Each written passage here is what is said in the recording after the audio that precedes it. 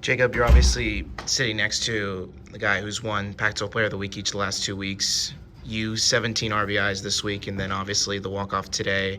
What necessarily has been, how crazy has this week been for you, just emotionally and mentally at the plate, and then obviously just to get the opportunity to try to just close out not only the week but the season as a whole?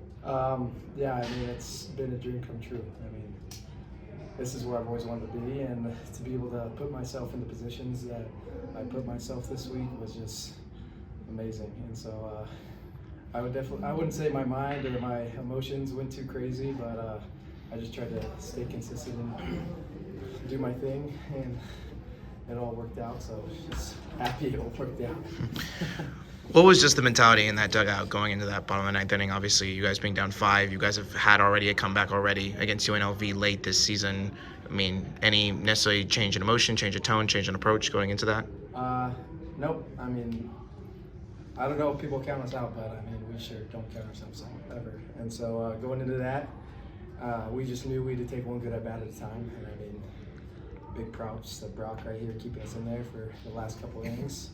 And once we kind of got to the point that we're at, we knew 5 wasn't going to be anything crazy, and we put up way more than that in the inning. And so just trying to take one good at bat at a time, and then when we got to the point where we got the tying run to the plate, I mean, we just knew the game was in our hands at that point, and so just being able to trust ourselves and run away with it was awesome.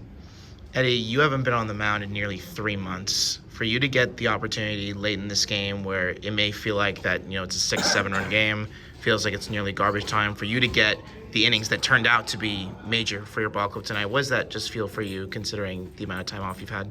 I mean, it obviously feels really good, but just like the whole year, just being a good teammate and staying ready, wait for my opportunity. So it was just good to get out there and hope you guys win.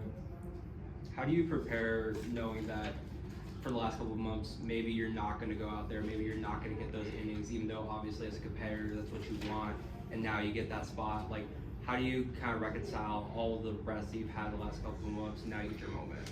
I would say just staying mentally ready, first time out. I mean, just getting that experience and knowing what it feels like. And then this time I feel like I was definitely more prepared. So it helped a lot. Harris, you began the season as the leadoff hitter for this team, and obviously it's been, kind of tossing through the outfield with Vu's resurgence and everything as such. But for you in senior night, in your last regular season game in this ballpark, for you to have the night that you had, how does that make you feel to know that you contributed so much to this team turning out to be a valiant victory? What does that mean for you? It was exciting. It was a good way to put uni to rest for my career at least. Yeah, I was pumped up. That the team got a 1 and that I was able to contribute. It's meant a little bit more to me tonight than some of the other games have. Senior day today, guys. How big of an impact do the seniors have, and how are you guys able to keep the emotions in throughout the game? I mean, they're huge. Everyone, freshman through senior, mean the world to each person on this team. So going into this game, just being able to do it for them and have that outcome was awesome. So just super excited to be able to do that for them. Nick, coach just said that he's confident in this lineup as much as any lineup in the country. Do you believe that this lineup, the way that they've been playing the last 2 weeks and just the consistency and the battling back, do you believe that you guys, as an offense unit, can go against anybody in the country right now, let alone anyone in the conference next week, as you guys try to make a run in the Pac-12? Yeah, I mean, I think that's pretty obvious, to be honest. I mean, if you look at the numbers, it's pretty crazy what we got going on right now.